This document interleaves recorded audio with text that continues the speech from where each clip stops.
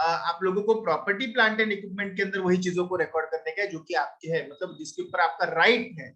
समझ में आ रहा है? तो थर्ड पार्टी के एसेट अपने जो पड़े उसको लेना नहीं है।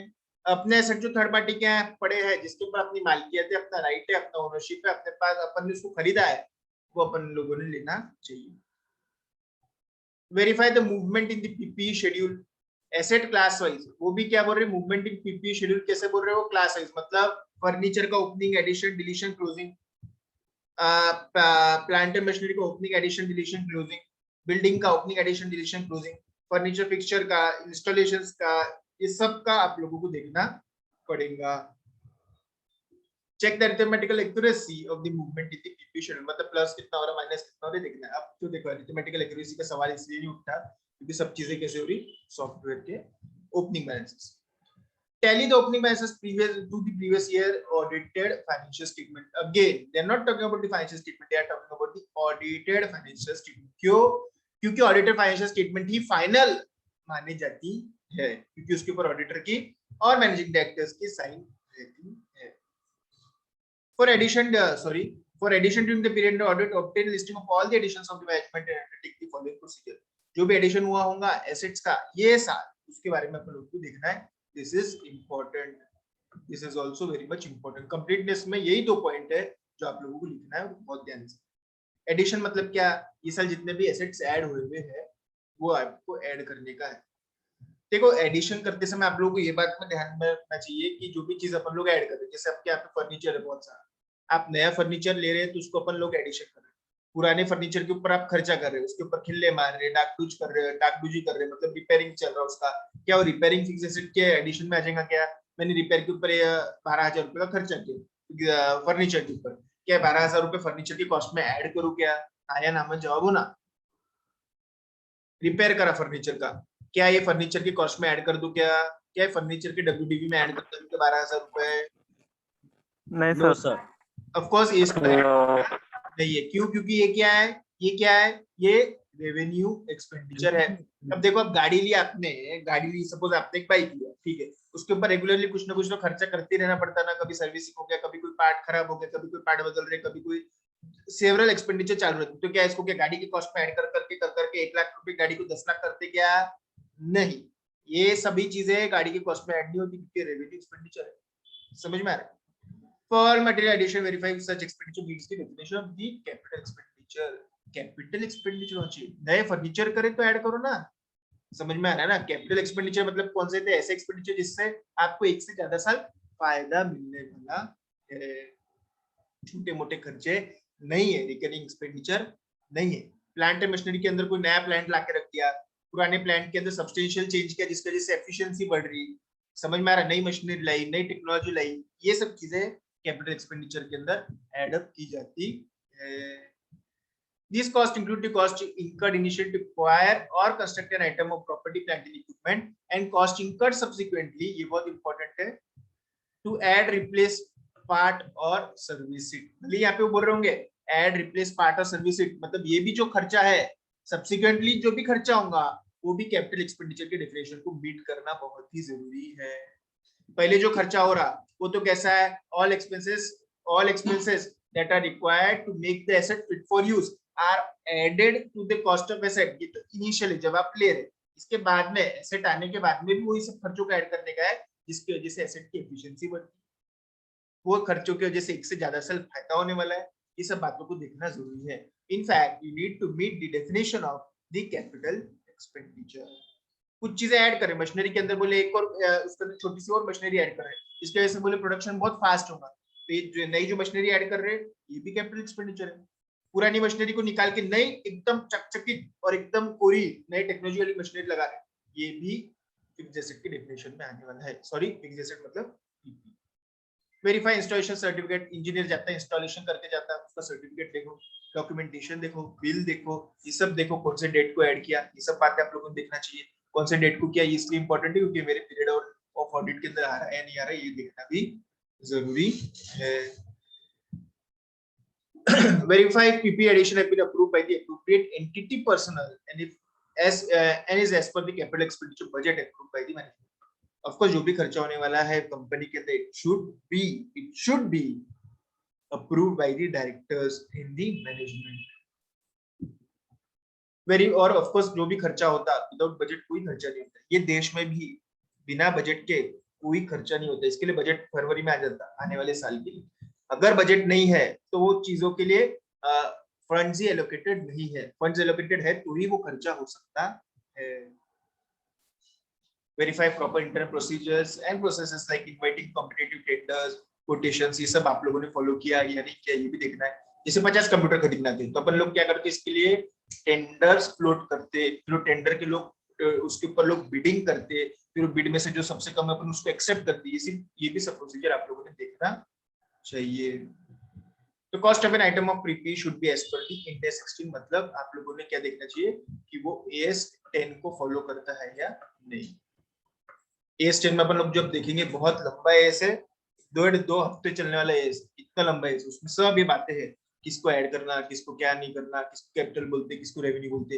लेकिन अभी के लिए आप ये देखो कि कैपिटल एक्सपेंडिचर से 1 से ज्यादा साल फायदा मिलता, नॉन रिकरिंग रहता और उससे एफिशिएंसी बढ़ती है। डिलीशन, डिलीशन मतलब क्या, जो अपना ये ना WDV मतलब जो अपना ब्लॉक ऑफ एसेट है, एक ब्लॉक ऑफ एसेट करके कंसेप्ट आएगा आपको इनकम टैक्स में भी। अरे पीजीबीपी हो गया क्या आप लोगों का इनकम टैक्स में? पीजीबीपी हो गया कि एज एनीबॉडी? बंसरी पीजीबीपी हो गया क्या इनकम टैक्स में? नो सर, ओके ठीक है। तो कैसा चालू हुआ है जस्ट कल, चालू है क्या? हाँ चालू तो, हुआ कल, कल फर्स्ट ओके लेक्चर ओके आया। ओके ओके ओके ठीक है। तो ब्लॉक ऑफ एसेट मतलब क्या रहता है, वहां पे ऐसे ब्लॉक्स बनाते हैं, जैसे फर्नीचर का एक ब्लॉक, प्लांट एंड मशीनरी का एक ब्लॉक, फिक्सचर का एक ब्लॉक, बिल्डिंग का एक ब्लॉक। फिर वो ब्लॉक यानी क्या रहता है, ब्लॉक यानी एक जगह एक ऐसी चीजों को इकट्ठा करना, मतलब पूरे फर्नीचर ये ब्लॉक के अंदर आ जाएंगे, पूरे प्लांट एंड मशीनरी का एक ब्लॉक, पूरे बिल्डिंग का एक ब्लॉक, फिर उसके अंदर पिछले साल का ओपनिंग बैलेंस, समझ में आ रहा है कि पिछले साल कितना ओपनिंग था, उसमें कितना ऐड किया या फिर कितना माइनस किया, और ये मिला के फिर आखिरी में क्या बचता है आप लोगों का इसमें क्लोजिंग बैलेंस। मतलब क्या हो गया, ब्लॉक कंसेप्ट है एक टाइप के एसेट्स को एक टाइप के ब्लॉक में डालने का, फिर उसमें ओपनिंग, एडिशन, डिलीशन और फिर मिलता है क्लोजिंग। तो कैसा डिलीशन कर रहे हैं, मतलब क्या, कोई एसेट को आप निकाल के फेंक रहे, कोई एसेट को कंपनी में से बाहर कर रहे, कोई एसेट को आप निकाल दे रहे, डिलीट कर दे रहे ब्लॉक में से। ऑफ कोर्स ब्लॉक मतलब बैलेंस शीट में से भी। जैसे नया एसेट लेते समय मैनेजमेंट का अप्रूवल होना, पुराना एसेट निकालते समय भी अप्रूवल होना, क्योंकि पुराना एसेट जो अपन निकालते हैं ऑफ कोर्स उसके लिए क्या बनता है, डिस्कार्ड नोट की ये एसेट को हम डिस्कार्ड कर रहे हैं, डिस्कार्ड कर रहे हैं या फिर डिलीट कर रहे हैं, मतलब क्या करते होंगे अल्टीमेटली एसेट के साथ। जैसे एक मशीनरी थी, हमने उसको ब्लॉक में से निकाल दिया, ब्लॉक में उसकी वैल्यू थी 1000 रुपए, हम क्या करते हो मशीनरी को भंगार में बेच डालते, 1200 में बेचेंगे, 1800 में बेचेंगे, 200 में बेचेंगे, जो भी फायदा नुकसान होगा उसको पीएनएल को डेबिट क्रेडिट कर देंगे। समझ में आ रहा है क्या, डिस्कार्ड करना मतलब क्या, मशीनरी को भंगार में बेच देना। ऑफ कोर्स मैनेजमेंट के अप्रूवल के बिना भंगार भी नहीं बेचा जाता। Process followed for sale of discarded asset, inviting tender, हमारे यहाँ भंगार भी इतना निकलता कि हम भंगार बेचने के लिए भी टेंडर बुलाते। समझ में आ रहा है, जैसे मेन हॉस्पिटल में भंगार बेचने के लिए भी टेंडर निकलता, गजानमाज के मंदिर में शेगांव में भंगार बेचने के लिए भी, पुरानी पुरानी गाड़ियां भंगार बेचने के लिए भी टेंडर निकाले जाते हैं। जो भंगार वाला सबसे ज्यादा पैसा देगा हमको भंगार का, उसको भंगार बेच देते हैं, सिर्फ उसमें होने वाला प्रॉफिट लॉस पीएनएल तो है ही ना। Verify that the management has accurately recorded the deletion of PP and the resultant gain loss discarded on discarding the entities books of account. Gain loss कहाँ जाता, PNL। ओके, तो यहाँ पे कुछ query है कि किसको, एडिशन ऑफ एसेट और deletion of asset. Of course block में एडिशन और ब्लॉक में डिलीशन, दोनों में खास कॉमन बात क्या है, मैनेजमेंट का अप्रूवल। किसको कुछ क्वेरी है कि Shrihari?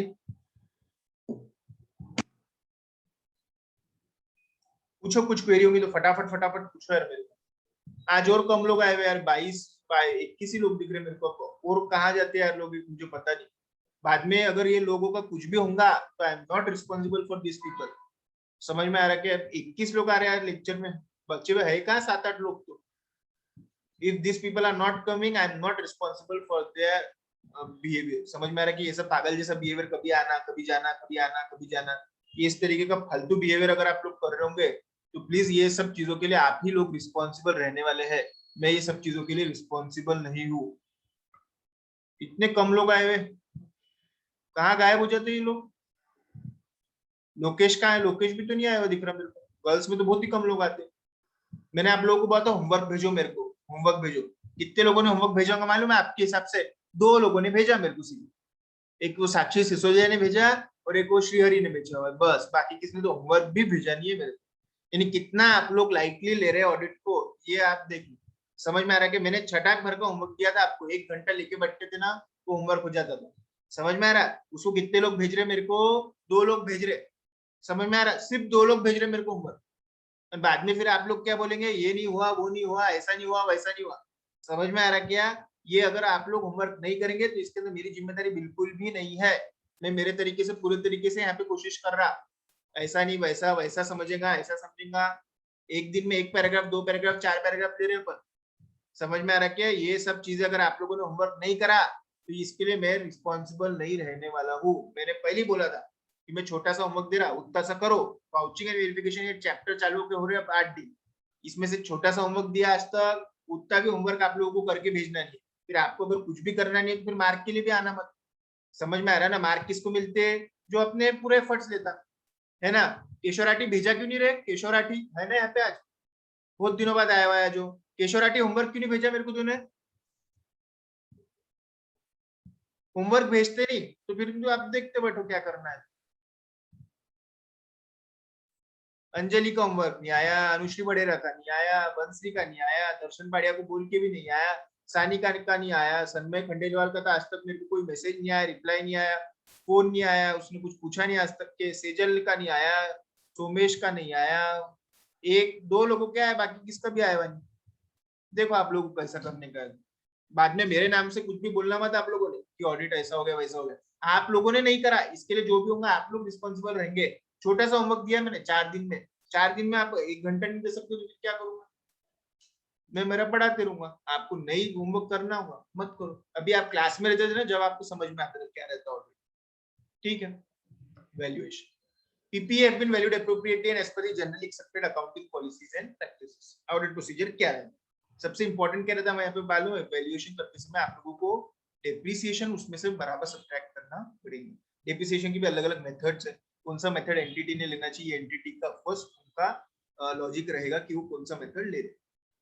It is common understanding that the value of fixed asset PP depreciates due to efflux of time, use, and obsolescence. The diminution in the value of diminution of the value represent an item of cost to the entity. Of course, it is an expense. उसका नाम क्या मालूम है? ये depreciation है. Unless this cost in the form of depreciation is charged to the account, the profit and loss would not be correctly ascertained, and the values of PP would be shown at higher. अगर depreciation charge नहीं करता तो value of PP गलत रहेगा। क्यों? क्योंकि आप loss, obsolescence, use of time के जैसे जो एंटिटी के एसेट्स खराब हो रहे उसके बारे में कोई खर्चा ही प्रोवाइड नहीं कर रहे।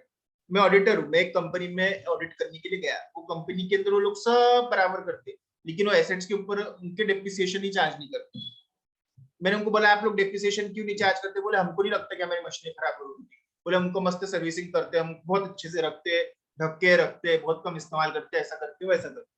लेकिन एक बात बताओ, क्या अगर सामने वाला कंपनी डेप्रिसिएशन चार्ज नहीं कर रहा, ऑडिटर ने बोलने के बाद में भी वो नहीं कर रहे, फालतू रीजन दे रहे, ऐसा रखते वैसा रखते, तो आपको उनको ऑडिट रिपोर्ट मॉडिफाई करके देना पड़ेगा। आपको ये बोलना पड़ेगा कि financial statement are not giving a true and fair view. मैंने क्या बोला आपको, एक केस स्टडी डिस्कस कर ली कि डेप्रिसिएशन नहीं है तो ट्रू एंड फेयर व्यू नहीं मिलता। Variety of depreciation method can be used to allocate the depreciable amount of the asset on systematic basis over its useful life. जैसे WDV मेथड है, SLM method है, वो production unit method है, कितना production हो रहा है उस हिसाब से अलग अलग मेथड से एंटिटी के ऊपर है कौन सा मेथड चार्ज, कौन सा मेथड इस्तेमाल करना। हाँ, लेकिन जो भी मेथड कर रहे उसको कंसिस्टेंटली फॉलो करना। Verify entity has charged depreciation on all the items of PP unless an item of PP is not depreciating like the freehold land. Of course, कोई land है उसके ऊपर depreciation नहीं है।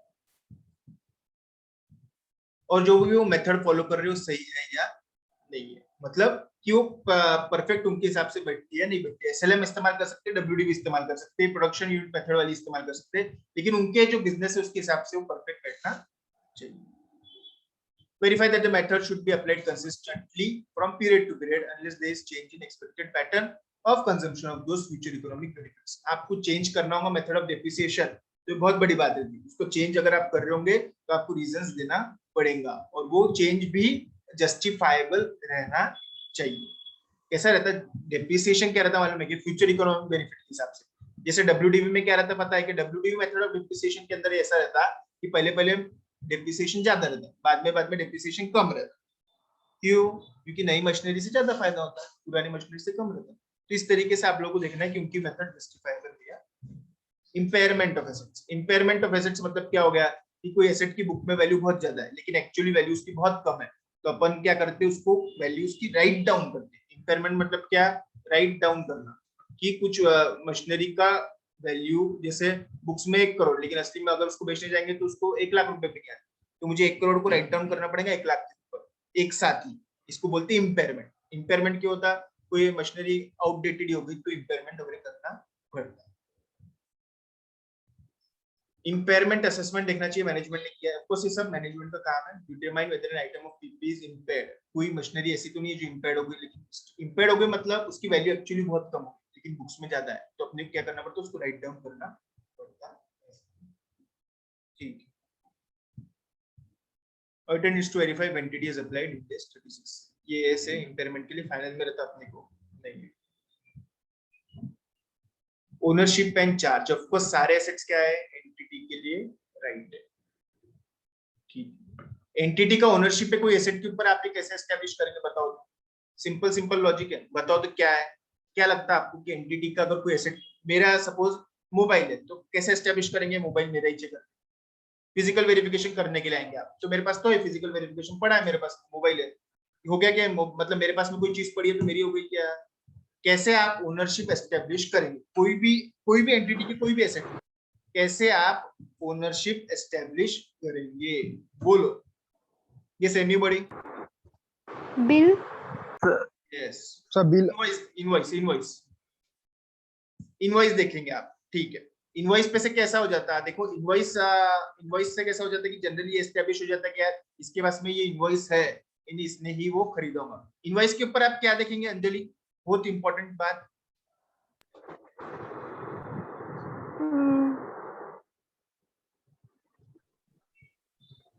इनवॉइस के ऊपर क्या देखेंगे? सारी डिटेल्स, अपना नाम, यस, सबसे इंपॉर्टेंट ये है कि एंटिटी के नाम के ऊपर इनवॉइस होना चाहिए। समझ में आ रहा है कि मेरे पास में ये मोबाइल है, मेरे पास में बिल भी है, लेकिन वो बिल अंजलि भक्कड़ के नाम का है, ठीक है, वो बिल अंजलि भक्कड़ के नाम का है, तो फिर क्या मेरे नाम का मोबाइल हो गया क्या? वो नहीं, मेरे पास में मोबाइल भी है बोला, मेरे पास में बिल भी है, लेकिन वो बिल अंजलि भक्कड़ के नाम का है, तो क्या इससे मेरी ओनरशिप एस्टेब्लिश हो रही है? नहीं, इससे तो उल्टी मेरी ओनरशिप एस्टेब्लिश नहीं हो रही। बिल जिसके नाम का है अक्सर एसेट उसका ही रहता है, क्योंकि लीगल ओनरशिप टाइटल उसको मिला रहता है। जैसे लैंड है तो उसके लिए अपन लोग क्या देखते हैं मालूम है? सेल डीड देख लो, खरीदी खत बोलते ना, खरीदी खत के अंदर रहता ना किसके नाम का लैंड है, 7/12 रहता। ये सब चीजें क्या है, इसके ऊपर से आप लोगों का ओनरशिप एस्टेब्लिश होता है।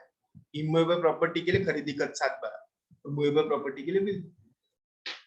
For addition to building land particular, auditor should obtain copy of conveyance deed, sale deed to establish whether the entity is mentioned to be legal and valuable. वही मैंने बोला कि 7/12 देखो, खरीदी खत देखो, अगर लैंड खरीदा होगा तो बिल्डिंग खरीदी होगी तो, और ऑफ कोर्स ये ओरिजिनल टाइटल डीड देखना चाहिए। ऑफ कोर्स ओरिजिनल क्यों? क्योंकि ओरिजिनल ज्यादा रिलायबल है। अगर ओरिजिनल डीड बैंक के पास में गिरवी पड़ी, in case of equitable mortgage क्या रहता है, आपको बैंक के पास में अपनी ओरिजिनल खरीदी खत रख देना पड़ता है, तो आप लोगों ने बैंक में जाके वेरीफाई करना चाहिए, फिर बैंक से एक्सटर्नल कंफर्मेशन करवाना चाहिए। अच्छा पॉइंट है, ओरिजिनल टाइटल डीड वेरीफाई करना था ऑडिटर, लेकिन ओरिजिनल टाइटल डीड बैंक में पड़ी है, अब आप क्या करेंगे? बैंक को एक्सटर्नल कंफर्मेशन से रिक्वेस्ट करो। Register of charges available with the entity to assess the PP that has been given as security. कोई PP मॉर्गेज होगा तो भी आप लोगों ने रजिस्टर ऑफ चार्जेस के अंदर देखना चाहिए, ठीक है। Classification, whether all the items of PP have been classified as, अलग-अलग classification, land, building, plant, equipment, furniture, vehicle, office equipment, ये आपको हर एक का WDV, हर एक का ब्लॉक अलग-अलग बनाने का है। ऑफ कोर्स अब जैसे लैंड है तो लैंड का opening, addition to business combination, मतलब क्या हो गया? मर्जर्स एंड एक्विजिशंस, अमालगमेशन वगैरह, disposal through demerger and other adjustment, ये सब देखना है। बोरिंग कॉस्ट कितना उसके अंदर ऐड किया, बोरिंग कॉस्ट मतलब क्या है? जैसे मैंने एक एसेट हम बना रहे, इसके लिए हमने लोन लिया हुआ है, अब वो लोन का जो ब्याज है ना, वो एसेट के कॉस्ट में ऐड किया जाता है। एएस कौन सा इसके लिए पता है? 16। For each class of property, plant and equipment, whether the entity has opening depreciation, ये बार का depreciation, deduction या फिर adjustment और closing depreciation, ठीक है। ये depreciation आप लोगों को income tax के अंदर पूरा के पूरा भी है, depreciation का टेंशन मत लो, ये आपको कभी रहेंगे, ठीक है। ब्लॉक जो कंसेप्ट देख रहे हैं ना अपन लोग, ये पूरा इनकम टैक्स के अंदर पीजीबीपी में है। हर एसेट का अलग अलग ब्लॉक्स पहले अलग अलग बता दिया, फिर वो हर एक के अंदर लैंड में ओपनिंग कितना, एडिशन, डिलीशन, क्लोजिंग, ठीक है, और फिर डेप्रिसिएशन के बारे में, ठीक है। तो अभी कुछ प्रॉब्लम होगा तो मेरे को इसके अंदर पूछो तो टेंजिबल एसेट्स में।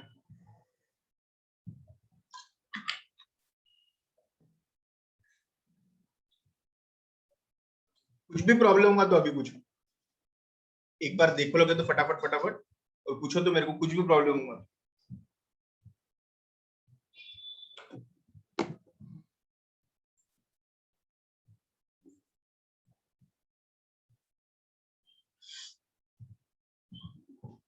एसेट का इंपॉर्टेंट है, ये एग्जाम में पूछ सकते, बहुत बार अब तक के पूछे हुए।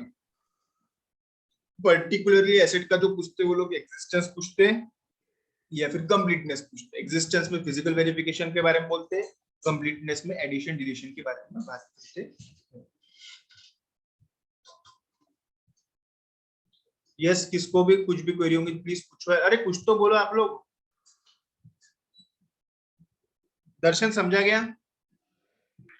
Yes sir. ओके ठीक है। केशव राठी, रोहित कृपलानी, यस सर समझ गया। Yes sir. ठीक है, तो ये टेंजिबल था। अब अपन लोग कहाँ पढ़ते मालूम है? टेंजिबल के नीचे एग्जैक्ट क्या रहता पता है? इनटेंजिबल। समझ में आ रहा? इनटेंजिबल अब उसके अंदर क्या आएगा? उसको सबसे इंपॉर्टेंट रहेगा goodwill, brand name, trademarks, computer software, ये सब चीजें इसके अंदर आने वाली है, ठीक है। अपन लोग डायरेक्टली यहाँ पे पढ़ते हैं existence. To establish the existence of intangible fixed asset as at the period end. अब एक क्वेश्चन है मेरा आप लोगों से कि जैसे फिक्स्ड एसेट है टेंजिबल, उसको तो आप देख लेंगे, फिजिकल वेरिफिकेशन करेंगे, लेकिन अगर इनटेंजिबल है तो उसको कैसे वेरीफाई करेंगे? फिजिकली तो दिखता नहीं ना। जैसे कि सॉफ्टवेयर हो गया, उसको कैसे देखेंगे? हाथ लगाते उसको दिखता ही नहीं। ब्रांड नेम हो गया, ट्रेड नेम हो गया, गुडविल हो गया, ये तो दिखते नहीं। फिर इसका वेरिफिकेशन कैसे होने वाला है? क्या लगता है आपको? Yes, anybody is having any type of answer?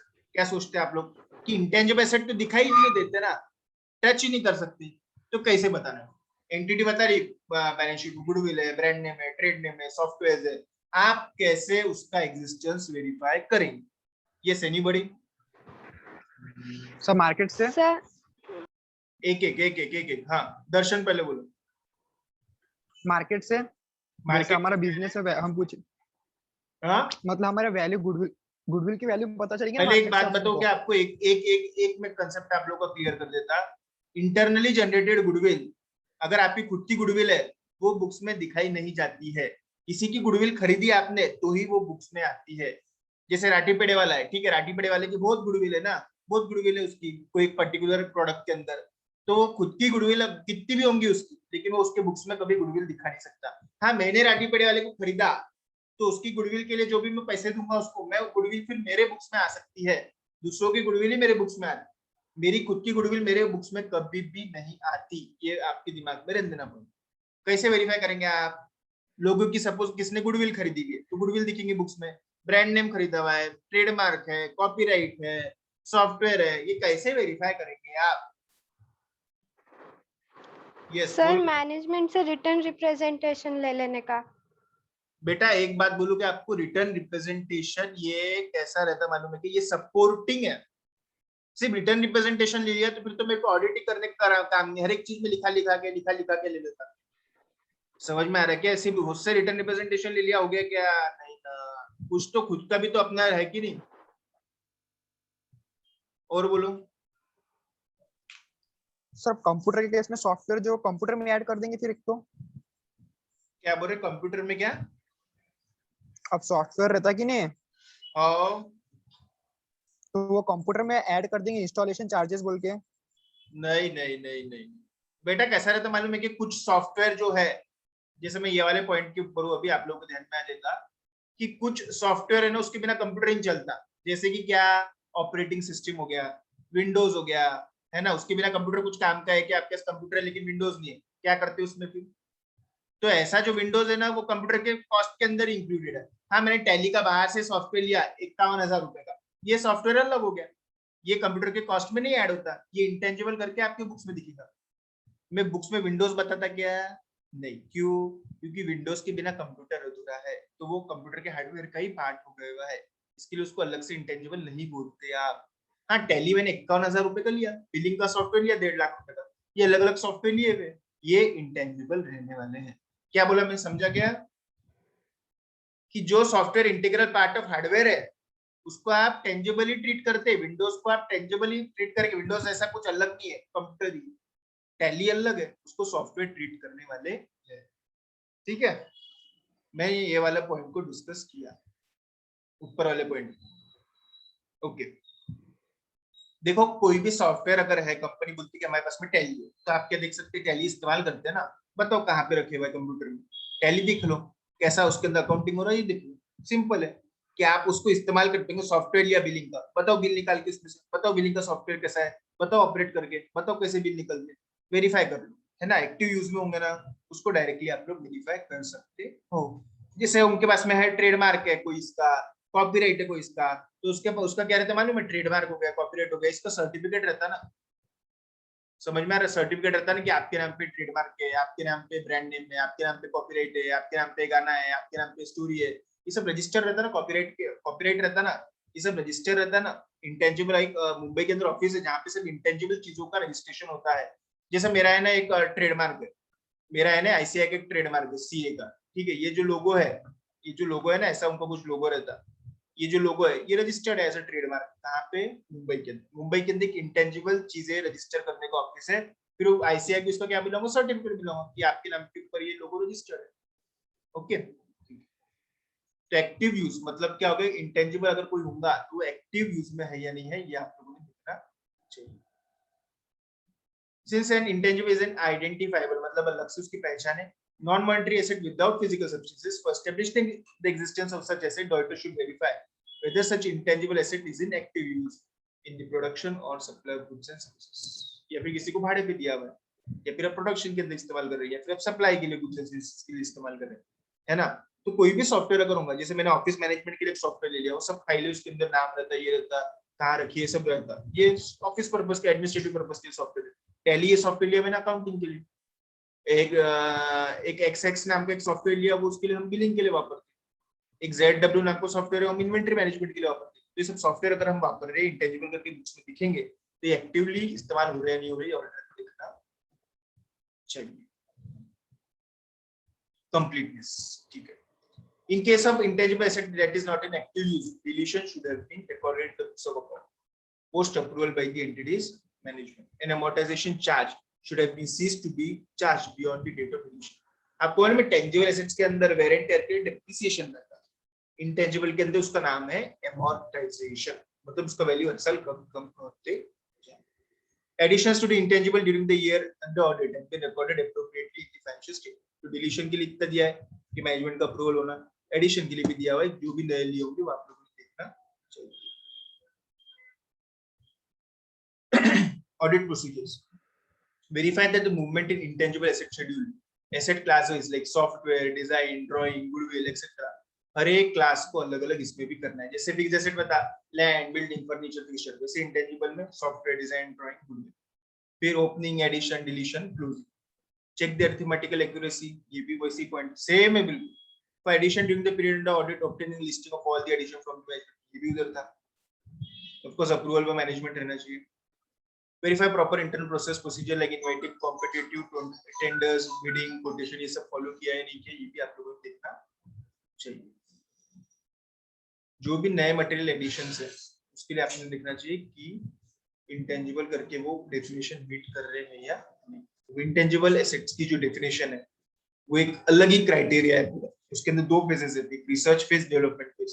इसे दवाई भी कोई बन गई, वैक्सीन भी कोई बन गई, उसके दो फेजेस है, एक रिसर्च फेज, एक डेवलपमेंट फेज, ये आप लोगों को देखना है, ठीक है। रिसर्च फेज के अंदर हुआ हुआ खर्चा आप लोग पीएनएल को डेबिट करते हैं, क्योंकि जब तक कि आपको पक्का नहीं मालूम होता कि आपका प्रोडक्ट डेवलप हो। डेवलपमेंट फेज का खर्चा आप लोग कैपिटलाइज करते रहते हैं, रिसर्च फेज और डेवलपमेंट फेज ये अपन लोग देखेंगे अगले वाले लेक्चर में। ठीक है, have a great day. Thank you.